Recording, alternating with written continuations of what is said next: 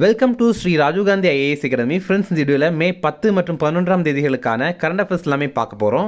சரி, வாங்க பார்க்கலாம். ஃப்ரெண்ட்ஸ், இந்த வீடியோட நோட்ஸ் எல்லாமே கீழே PDF டிஸ்கிரிப்ஷன் கொடுத்துருக்கோம். அதெல்லாமே கிளிக் பண்ணி டவுன்லோட் பண்ணிச்சிங்க. அப்புறம் நம்ம டெலிகிராம் குரூப் லிங்க்மே கீழே டிஸ்கிரிப்ஷன் கொடுத்துருக்கோம். அதிலேயுமே கிளிக் பண்ணி ஜாயின் பண்ணிங்க.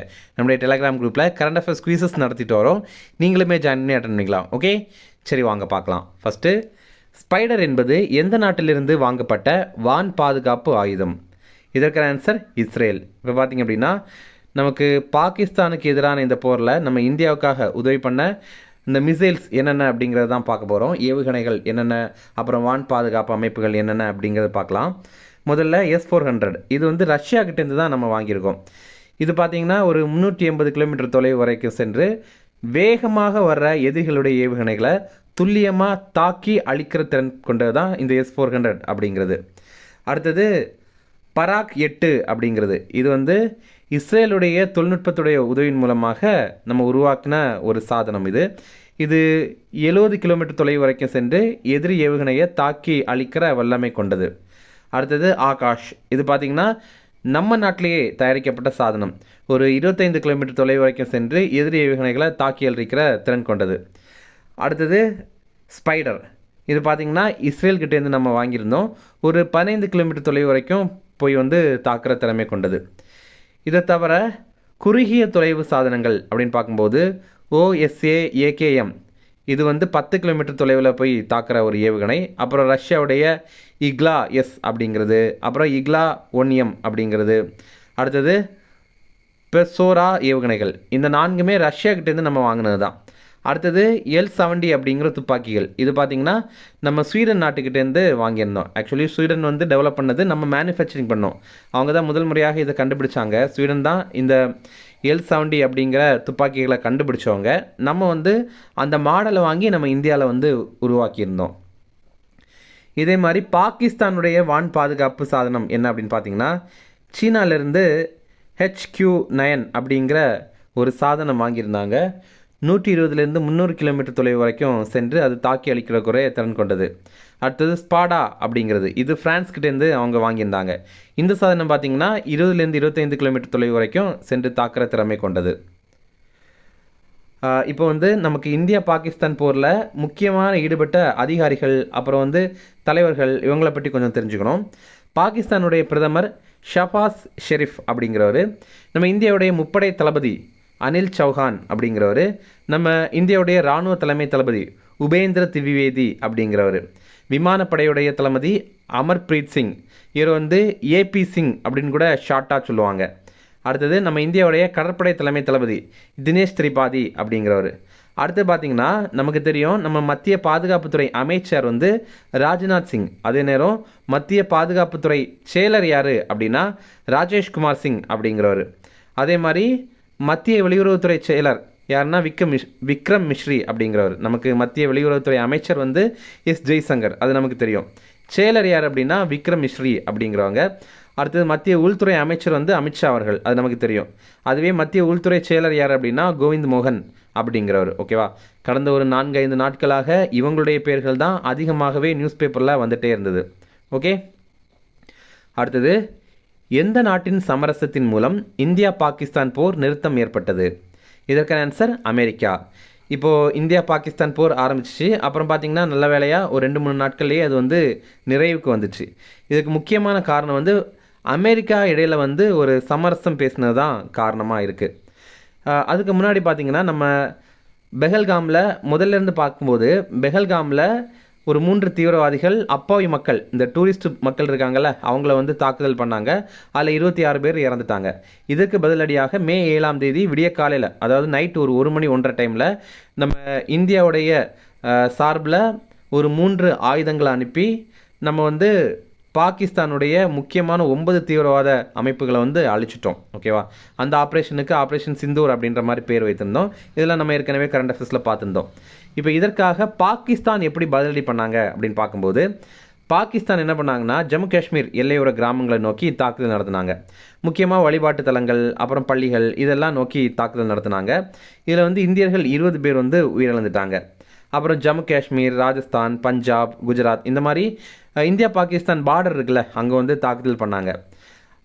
அடுத்தது முக்கியமாக பார்த்தீங்கன்னா இப்போ நம்ம இந்தியாவை பொறுத்த வரைக்கும் பாகிஸ்தானுடைய எந்த ஒரு ஏவுகணையுமே நம்ம இந்தியாவுடைய அதாவது வானத்தில் இருக்கிற அந்த ஏரோப்ளேனை வந்து பாதிச்சிடக்கூடாது அப்படிங்கிறதுக்காக ரொம்ப கவனமாக அங்கே இருக்கிற சிஸ்டத்தை எல்லாமே நம்ம வந்து ஆஃப் பண்ணிட்டோம். அதாவது விமானங்கள் பறக்கிறதுக்கு அந்த இடங்களில் வந்து தடை வச்சுட்டோம். ஆனால் பாகிஸ்தான் என்ன பண்ணாங்க அப்படின்னா அந்த போர் நடக்கிற சுச்சுவேஷனில் கூட பயணிகள் விமானம் பறக்கிறதுக்கு வந்து தடை விதிக்கலை. அப்போ கூட அந்த விமானங்கள் வந்து பறந்துகிட்டே இருந்தது. இது என்ன மாதிரி ஒரு பிரச்சனையை உருவாக்கும் அப்படின்னா நம்ம வந்து ஒரு மிசைல் அனுப்பும்போது அது எதேச்சையாக அங்கே ஒரு பயணிகள் விமானத்தில் வந்து மோதிச்சு அப்படின்னா பாகிஸ்தான் நாளைக்கு உலக அரங்கில் போய் என்ன சொல்லுவோம்னா இந்தியா தாக்குதலில் வந்து இவ்வளோ அப்பாவி மக்கள் இறந்துட்டாங்க அப்படின்ற மாதிரி சொல்லும். ஓகேவா? ஆனாலும் நம்முடைய இராணுவம் அப்புறம் விமானப்படையெல்லாம் ரொம்ப துல்லியமாகவே பாகிஸ்தானுடைய ஏவுகணைகளை மட்டும்தான் அழிச்சோமே தவிர எந்த ஒரு பயணிகள் விமானத்தையுமே சேதத்திற்கு உள்ளாக்கல. ஓகே, இப்போ கடைசியாக பார்த்தீங்கன்னா இந்தியா பாகிஸ்தான் இடையில் சண்டை நிறுத்தம் இந்த மே 10 ஒப்புக்கொள்ளப்பட்டது. ஆனாலும் மறுபடியும் பாகிஸ்தான் தாக்குதல் பண்ணாங்க. ஆனால் அதுக்கப்புறம் பார்த்தீங்கன்னா தாக்குதல் பண்ணலை. இப்போ நம்ம இந்தியா என்ன சொல்லியிருக்கோம் அப்படின்னா பாகிஸ்தான் மறுபடியும் தாக்குதல் பண்ணாங்கன்னா நாங்கள் வந்து தகுந்த பதிலடி கொடுப்போம் அப்படின்னு சொல்லியிருக்காங்க. ஆனால் ஒரு 2 நாட்களாக எந்த ஒரு தாக்குதலையும் பண்ணலை அவங்க. அடுத்தது, இந்திய இராணுவத்திற்கு ஆதரவாக யாருடைய தலைமையில் தமிழ்நாட்டில் பேரணி நடைபெற்றது? இதற்கான ஆன்சர் மு.க. ஸ்டாலின். இப்போ பார்த்தீங்கன்னா இந்திய இராணுவத்திற்கு ஆதரவாக பேரணி நடந்தது. சென்னையில் காமராஜர் சாலையில் நம்முடைய முதல்வர் ஸ்டாலின் தலைமையில் நடைபெற்றது. சென்னையில் காமராஜர் சாலை காவல்துறை தலைமை இயக்குனர் அலுவலகத்திலிருந்து போர் நினைவு சின்னம் வரையிலும் இந்த பேரணி வந்து நடைபெற்றது. ஒரு 4 கிலோமீட்டர் தொலைவுக்கு இந்த பேரணி நடைபெற்றது. எந்த இடத்துலையுமே இடையில் நிற்காமல் தொடர்ந்து இந்த பேரணியில் நடந்து வந்து போனாங்க. ஃப்ரெண்ட்ஸ், நம்ம ராஜீவ்காந்தி ஐஏஎஸ் அகாடமியில் எஸ்ஏ எக்ஸாமுக்கான புதிய கிளாஸஸ் ஸ்டார்ட் பண்ணியிருக்கோம். நம்ம இன்ஸ்டியூட்டில் நிறைய பேர் எஸ்ஏ எக்ஸாமில் வெற்றி பெற்றிருக்காங்க. இப்போ நம்ம இன்ஸ்டியூட்டில் பார்த்தீங்கன்னா ஓப்பன் கோட்டாக்கும் கிளாஸஸ் இருக்குது, அதே மாதிரி டிபார்ட்மெண்டல் கோட்டாக்கும் கிளாஸஸ் இருக்குது. நம்ம இன்ஸ்டியூட் வந்து சென்னையில் அண்ணா நகரில் இருக்குது. நீங்கள் இது சம்மந்தமாக உங்களுக்கு ஏதாவது தகவல் தெரியணும் அப்படின்னா ஸ்க்ரீனில் தெரியிற நம்பருக்கு கால் பண்ணி பேசிக்கலாம். அடுத்தது, தற்போது பாகிஸ்தானுக்கு ரூபாய் 20,500 கோடி கடன் வழங்கிய நிறுவனம் எது? இதற்கான ஆன்சர் IMF. IMF அப்படின்னா இன்டர்நேஷ்னல் மானிட்டரி ஃபண்ட் அப்படிங்கிறது தான். ADB அப்படின்னு ஆப்ஷன் பியில் இருக்குல்ல, இது வந்து ஏஷியன் டெவலப்மெண்ட் பேங்க் அப்படிங்கிறது, ஆசிய வளர்ச்சி வங்கி அப்படின்னு சொல்லுவோம்ல அதுதான். அதுக்கப்புறம் NDB அப்படிங்கிறது நியூ டெவலப்மெண்ட் பேங்க். இப்போ பிரிக்ஸ் கூட்டமைப்பிற்கு சொந்தமான வங்கி தான் இந்த நியூ டெவலப்மெண்ட் பேங்க்ஸ் அப்படிங்கிறது. நியூ டெவலப்மெண்ட் பேங்க் புதிய வளர்ச்சி வங்கி அப்படின்னு தமிழில் சொல்லுவாங்க. அப்புறம் ஆப்ஷன் டியில் இருக்கிறது வேர்ல்டு பேங்க், அது உங்களுக்கு தெரியும். இப்போ இந்த IMF இருக்குல்ல, இவங்க பார்த்தீங்கன்னா பாகிஸ்தானுக்கு கடன் வழங்குறதுக்கு ஒப்புதல் வழங்கியிருக்காங்க. 2 திட்டங்களுக்கு கீழே கடன் வழங்குறதுக்கு ஒப்புதல் வழங்கியிருக்காங்க. IMF இதோடைய விரிவாக்கம் இன்டர்நேஷ்னல் மானிட்டரி ஃபண்ட், தமிழில் சர்வதேச நாணய நிதியம் அப்படிங்கிறது. எதற்காக பாகிஸ்தானுக்கு வழங்குறாங்க அப்படின்னா பாகிஸ்தானுடைய பொருளாதார சீர்திருத்த திட்டங்களுக்காக தான் வழங்குறாங்க. கூடவே அங்கே ஏதாவது இயற்கை பேரிடர்கள் நடக்குது அப்படின்னா அதிலிருந்து பாகிஸ்தானை மீட்கிறதுக்கான உள்கட்டமைப்புகள் உருவாக்கணும் அப்படிங்கிறதுக்காக வழங்குறாங்க. ஆனால் இந்த நிதியை பாகிஸ்தான் வந்து பயங்கரவாத அமைப்பிற்கு யூஸ் பண்ணிடுவாங்க அப்படின்ற மாதிரி கூட நம்ம வந்து பயப்படுறோம். அதனால் இந்தியா வந்து இந்த நிதியை வந்து கொடுக்கக்கூடாது அப்படின்ற மாதிரி நம்ம சொல்லியிருந்தோம். ஆனாலும் அவங்க வந்து கொடுத்துட்டாங்க.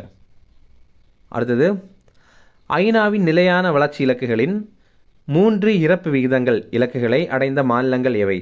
இதற்கான ஆன்சர் இவை அனைத்தும். அதாவது கேரளா, தமிழ்நாடு, அப்புறம் மகாராஷ்டிரா. இப்போ பார்த்திங்க அப்படின்னா United nation sustainable development goals அப்படிங்கிறது ஒன்று இருக்குது. நமக்கு இந்த பிக்சரை பார்த்தீங்கனாலே புரியும். ஒரு 17 இலக்குகள் ஐநா சபை வந்து நிலையான வளர்ச்சி இலக்குகளை அடையணும் அப்படிங்கிறதுக்காக வச்சுருக்காங்க. அதில் வந்து ஒன்று என்ன அப்படின்னா இந்த இறப்புகளை கம்மி பண்ணணும் அப்படிங்கிறது. முக்கியமாக வந்து மகப்பேறு இறப்பு, அதுக்கப்புறம் இந்த பிறந்த குழந்தைகள்கிட்ட இருக்கும்ல இறப்பு, அது அடுத்து பார்த்திங்கன்னா 5 வயதை அடையிறதுக்கு முன்னாடி இறந்து போகிற குழந்தைகளுடைய இறப்பு, இது எல்லாத்தையும் குறைக்கணும் அப்படின்ற மாதிரி இலக்கு வச்சுருக்காங்க. அது என்னென்ன இலக்கு அப்படிங்கிற பார்க்கலாம். மகப்பேறு இறப்பு விகிதம் MMR அப்படின்னு சொல்லுவாங்க, மெட்டர்னல் மொர்டாலிட்டி ரேட், இது பார்த்திங்கன்னா 2030 ஆண்டுக்குள்ளாடி 70க்கும் குறைவாக அதை கொண்டு வரணும் அப்படிங்கிறது. அதே நேரம் U5MR அதாவது அண்டர் 5 மொர்டாலிட்டி ரேட், இது பார்த்திங்கன்னா 5 வயதுக்குட்பட்ட குழந்தைகளுடைய இறப்பு விகிதம், இது 2030க்குள்ளாடி 25க்கும் குறைவாக கொண்டு வரணும் அப்படிங்கிற மாதிரி இலக்கு வச்சுருக்கோம்.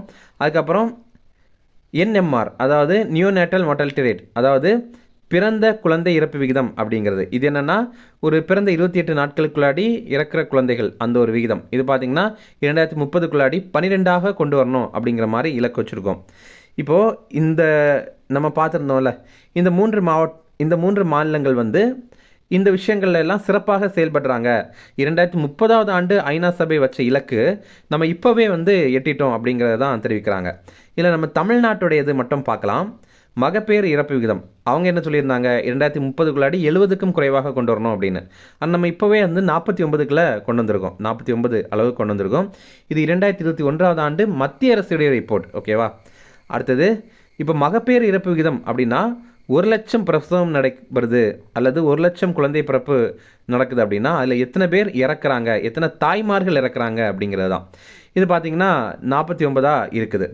அடுத்தது பிறந்த குழந்தை இறப்பு விகிதம் நம்ம பார்த்துருந்தோம். ஒரு பிறந்து 28 நாட்களுக்குள்ளாடி எத்தனை குழந்தைங்க இறக்குறாங்க அப்படிங்கிறது தான். இது 1000 குழந்தைகளில் 9 குழந்தைங்க தான் தமிழ்நாட்டில் இறக்குறாங்க. ஆனால் ஐநா சபை என்ன சொல்கிறாங்க, 2030க்குள்ளாடி 12க்கும் குறைவாக அது கொண்டு வரணும் அப்படிங்கிறத சொல்கிறாங்க. நம்ம தமிழ்நாடு அதில் ரொம்ப முன்னேறி தான் இருக்கும். அடுத்தது 5 வயதுக்குட்பட்ட குழந்தை இறப்பு விகிதம். இது பார்த்திங்கன்னா 1000 குழந்தைகளில் எத்தனை குழந்தைங்க 5 வயதை அடைகிறதுக்குள்ளாடி இறக்குறாங்க அப்படிங்கிறது தான். இது வந்து 14 இருக்குது. ஐநா சபை என்ன சொல்கிறாங்க, 2030க்குள்ளாடி அதை 25க்கும் குறைவாக கொண்டு வாங்க அப்படின்னு சொல்கிறாங்க. ஆனால் நம்ம அதுக்கு முன்னாடியே 2021வது ஆண்டுலேயே பார்த்திங்கன்னா அதை வந்து கொண்டு வந்துட்டோம். இந்த ரிப்போர்ட் பார்த்திங்கன்னா மத்திய அரசுடைய சாம்பிள் ரெஜிஸ்ட்ரேஷன் ரிப்போர்ட் 2021. அடுத்தது தற்போது முத்தமிழ் அறிஞர் கலைஞர் மு கருணாநிதி ஒருங்கிணைந்த பேருந்து முனையம் எங்கு திறக்கப்பட்டது? இதற்கான ஆன்சர் திருச்சி. இப்போது திருச்சியில் சில முக்கியமான திட்டங்களை நம்முடைய முதல்வர் ஸ்டாலின் வந்து தொடங்கி வைத்திருக்காரு. அது என்னென்ன அப்படிங்கிற பார்க்கலாம். பெரியார் ஒருங்கிணைந்த காய்கனி அங்காடி இதை வந்து திருச்சியில் அமைக்கிறதுக்கான அடிக்கல் நாட்டியிருக்காரு. அப்புறம் பேரறிஞர் அண்ணா கனரக சரக்கு வாகன முனையம் இதையுமே திருச்சியில் அமைத்திருக்காங்க. அடுத்தது இப்போ நம்ம பார்த்தது முத்தமிழ் அறிஞர் கலைஞர் மு கருணாநிதி ஒருங்கிணைந்த பேருந்து முனையம் இது வந்து திறந்திருக்காங்க திருச்சியில். அடுத்தது இப்போ காமராஜர் பேரில் நூலகம் திருச்சியில் அமைத்துட்ருக்காங்க. ஓகே. அடுத்தது நாம் தமிழர் கட்சிக்கு எந்த சின்னம் ஒதுக்கப்பட்டது? இதற்கான ஆன்சர் ஏற்கலப்பை விவசாயி. இதில் ஆப்ஷன் பி பாருங்கள், கரும்பு விவசாயி அப்படின்ற மாதிரி இருக்குது. நமக்கு கரெக்டான ஆன்சர் வந்து ஏற்கலப்பை விவசாயி தான். ஓகே.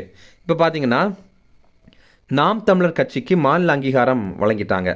அதனால் அவங்க கேட்குற சின்னத்தில் வந்து ஒன்று கொடுக்கணும். அப்படி பார்க்கும்போது அவங்க ஏற்கலப்பை விவசாயி சின்னம் வந்து கேட்டிருந்தாங்க, அது அவங்களுக்கு இப்போ வழங்கியிருக்காங்க. மத்திய தலைமை தேர்தல் ஆணையம் தான் இந்த சின்னத்தை அந்த கட்சிக்கு வந்து ஒதுக்கீடு பண்ணியிருக்காங்க. இதோடைய அடிப்படையில்னா 2024வது ஆண்டு மக்களவைத் தேர்தலில் இந்த கட்சி 8.22% வாக்குகள் வந்து பெற்றிருந்தது. அதோடைய அடிப்படையில் இதுக்கு வந்து சின்னம் கொடுக்கறதுக்கான தகுதி இப்போ வந்து வந்திருக்கு. இப்போ உங்களுக்கான கேள்வி, இப்போ விசிகா கட்சி இருக்குல்ல, விடுதலை சிறுத்தைகள் கட்சி, அதுக்குமே மாநில அங்கீகாரம் வந்து வழங்கியிருந்தாங்க. அதுக்கப்புறம் அந்த கட்சிக்கு ஒரு சின்னம் வந்து வழங்கியிருந்தாங்க. அது என்ன சின்னம் அப்படிங்கிறது உங்களுக்கு தெரியும்னா கமெண்ட்ஸில் சொல்லுங்கள். அடுத்தது நமக்கு நாமே திட்டம் எப்போது தொடங்கப்பட்டது? இதற்கான ஆன்சர் 1997 1998 அந்த காலகட்டத்தில் தான் இந்த நமக்கு நாமே திட்டம் அப்படிங்கிறது தொடங்கியிருந்தாங்க. முன்னாள் முதல்வர் கருணாநிதி அவர்கள் தான் இதை தொடங்கியிருந்தார். இந்த திட்டம் அதுக்கப்புறம் ஆட்சி மாற்றத்தினால சரியாக செயல்படலை.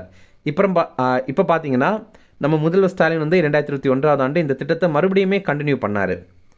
இந்த திட்டத்தில் என்ன பண்ணுவாங்க அப்படின்னா, இப்போ ஒரு இடத்திற்கு தேவையான ஒரு திட்டத்தை செயல்படுத்துவாங்க. மத்திய அரசு கூட சேர்ந்து பொதுமக்களும் அதில் வந்து காசு போடுவாங்க. அதுதான் இதில் சிறப்பே. இதில் பார்த்திங்கன்னா பொதுமக்கள், அப்புறம் குடியிருப்போர் நல சங்கங்கள், இவங்க எல்லாம் ஒரு பங்கு நிதி போடுவாங்க, அதாவது செலவு பண்ணுவாங்க. அரசு சார்பில் இன்னொரு 2 பங்கு நிதி வந்து வழங்குவாங்க. அப்போ மக்கள் பரிந்துரைக்க சிறப்பு திட்டங்கள் வந்து இந்த காசு வச்சு அவங்க மேற்கொள்வாங்க. இந்த ஆண்டு இந்த திட்டத்திற்காக தமிழக அரசு ரூபாய் 100 கோடியிலிருந்து 150 கோடியாக நிதியை வந்து உயர்த்தியிருக்காங்க.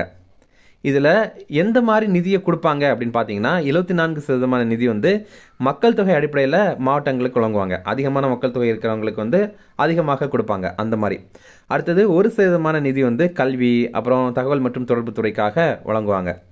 அப்புறம் 25% காசு வந்து ஊரக வளர்ச்சித்துறை, அப்புறம் வந்து பஞ்சாயத்து துறை இயக்குனருடைய பரிந்துரையில் சிறப்பு செயல்பாடுகளுக்காக வழங்குவாங்க. ஓகே. அடுத்தது உலகக்கோப்பை வில்வித்தை போட்டி 2ஆம் கட்டம் தற்போது எங்கு நடைபெற்றது? இதற்கான ஆன்சர் ஷாங்காய். இப்போ பார்த்தீங்கன்னா உலகக்கோப்பை வில்வித்தை போட்டியுடைய முதல் கட்டம் வந்து அமெரிக்காவில் நடைபெற்றது. இப்போ 2வது கட்டம் வந்து தொடங்கியிருக்காங்க. இது பார்த்தீங்கன்னா சீனாவுடைய ஷாங்காய் நகரில் தொடங்கியிருக்காங்க. இதில் தங்கப்பதக்கம் 2 பேர் வென்றிருக்காங்க. ஒருத்தங்க பார்த்தீங்கன்னா மதுரா தமன்கான்கர் அப்படிங்கிறவங்க, இவங்க வந்து காம்பவுண்ட் மகளிர் தனிநபர் பிரிவில் தங்கப்பதக்கம் ஜெயிச்சிருக்காங்க. இன்னொன்று பார்த்தீங்கன்னா இன்னொரு தங்கம் ஆடவர் அணி பிரிவில் இந்தியா வந்து தங்கம் ஜெயிச்சிருக்கோம். இதில் இந்திய அணி யாரெல்லாம் இருக்காங்க அப்படின்னா அபிஷேக் வர்மா, அப்புறம் ரிஷப் யாதவ், ஓஜாஸ் பிரவீன் தியோதேல், இவங்க எல்லாருமே இருக்காங்க. அடுத்தது ஒரு ஷார்ட் நியூஸ் ரிஃபரன்ஸ் அதுவுமே பார்க்கலாம். எஸ்எல்ஏஎஸ் அப்படிங்கிற டெஸ்ட், அதாவது state level achievement survey test அப்படிங்கிறது. இது என்னென்னா தமிழகத்தில் 3ஆம் வகுப்பு 5ஆம் வகுப்பு அப்புறம் 8ஆம் வகுப்பு பயில்கிற மாணவர்களுக்கு கற்றலுடைய அடிப்படை திறன் எப்படி இருக்குது அப்படிங்கிறத மதிப்பீடு பண்ணுறதுக்கான டெஸ்ட்டு. அவங்களுக்கு கொஸ்டின் கொடுப்பாங்க, அது அவங்க எவ்வளோ சிறப்பாக எழுதுகிறாங்க அப்படிங்கிறத வைத்து அவங்களுடைய திறனை வந்து மதிப்பீடு பண்ணுவாங்க. இப்போ அரசு பள்ளிகள் அதே மாதிரி அரசு உதவி பெறுற பள்ளிகளில் இதற்கான தேர்வு வந்து நடைபெற்றது. இது பார்த்திங்கன்னா எஸ்எல்ஏஎஸ், அதாவது ஸ்டேட் லெவல் அச்சீவ்மெண்ட் சர்வே அப்படிங்கிற பேர்லாம் நடத்தப்பட்டது. எதற்காக அப்படின்னா இதை வந்து அனலைஸ் பண்ணும்போது தான் தெரியும் இந்த மாணவர்கள் வந்து இவ்வளோ தான் கற்றுருக்காங்க, இன்னும் நம்ம வந்து கற்றுக்கணும் அப்படின்னா இன்னும் சில திட்டங்களை வந்து அமல்படுத்தணும், இல்லைனா இந்த பாடம் எடுக்கிற ஆசிரியர்கள் வந்து இன்னும் சிறப்பாக வந்து பாடம் எடுக்கணும் அப்படிங்கிறது அப்படி தான் அவங்களுக்கு தெரியும். ஓகேவா? அதற்காக தான் இது. இப்போது இந்த டெஸ்ட்டில் நல்லா சிறப்பாக செயல்பட்டிருக்காங்க, அதுதான் உண்மை. அப்படி பார்க்கும்போது ரொம்ப அதிகமாக நல்ல சிறப்பாக செயல்பட்ட மாவட்டம் எது அப்படின்னா குமரி மாவட்டம். கடைசி இடத்துல இருக்கிறது நீலகிரி மாவட்டம். ஓகே, ரிவிஷன் பார்க்கலாம். ஸ்பைடர் என்பது எந்த நாட்டிலிருந்து வாங்கப்பட்ட வான் பாதுகாப்பு ஆயுதம்? இதற்கான ஆன்சர் இஸ்ரேல். அடுத்தது, எந்த நாட்டின் சமரசத்தின் மூலம் இந்தியா பாகிஸ்தான் போர் நிறுத்தம் ஏற்பட்டது? இதற்கான ஆன்சர் அமெரிக்கா. அடுத்தது, இந்திய இராணுவத்திற்கு ஆதரவாக யாருடைய தலைமையில் தமிழ்நாட்டில் பேரணி நடைபெற்றது? இதற்கான ஆன்சர் மு.க. ஸ்டாலின். அடுத்தது, தற்போது பாகிஸ்தானுக்கு ரூபாய் 20,500 கோடி கடன் வழங்கிய நிறுவனம் எது? இதற்கான ஆன்சர் IMF. அடுத்தது, ஐநாவின் நிலையான வளர்ச்சி இலக்குகளின் 3 இறப்பு விகிதங்கள் இலக்குகளை அடைந்த மாநிலங்கள் எவை? இதற்கான ஆன்சர் இவை அனைத்தும். அடுத்தது, தற்போது முத்தமிழ் அறிஞர் கலைஞர் மு. கருணாநிதி ஒருங்கிணைந்த பேருந்து முனையம் எங்கு திறக்கப்பட்டது? இதற்கான ஆன்சர் திருச்சி. அடுத்தது, நாம் தமிழர் கட்சிக்கு எந்த சின்னம் ஒதுக்கப்பட்டது? இதற்கான ஆன்சர் ஏர் கலப்பை விவசாயி. அடுத்தது, நமக்கு நாமே திட்டம் எப்போது தொடங்கப்பட்டது? இதற்கான ஆன்சர் 1997 to 1998, அதாவது அந்த நிதியாண்டில். அடுத்தது, உலக கோப்பை வில்வித்தை போட்டி 2ஆம் கட்டம் தற்போது எங்கு நடைபெற்றது? இதற்கான ஆன்சர் ஷாங்காய். இப்போவுமே அது நடந்துட்டு தான் இருக்குது. நம்ம இந்தியா இன்னும் பதக்கங்கள் ஜெயிச்சிட்டே இருக்காங்க. நம்மளும் கரண்ட் அஃபேர்ஸில் அதை பார்க்கலாம். ஓகே ஃப்ரெண்ட்ஸ், இந்த வீடியோ பிடிச்சிருந்தா கண்டிப்பாக லைக் பண்ணுங்கள். அதே மாதிரி ஏப்ரல் மாதத்துக்கான முக்கியமான 100 கரண்ட் அஃபேர்ஸ் நம்ம போட்டிருக்கோம். அது நீங்கள் இன்னும் பார்க்கல அப்படின்னா கீழே டிஸ்கிரிப்ஷனில் கொடுத்துருக்கோம் லிங்க், நீங்கள் அதை கிளிக் பண்ணி பாருங்கள். உங்களுக்கு கண்டிப்பாக அது பயனுள்ளதாக இருக்கும். Okay, thank you.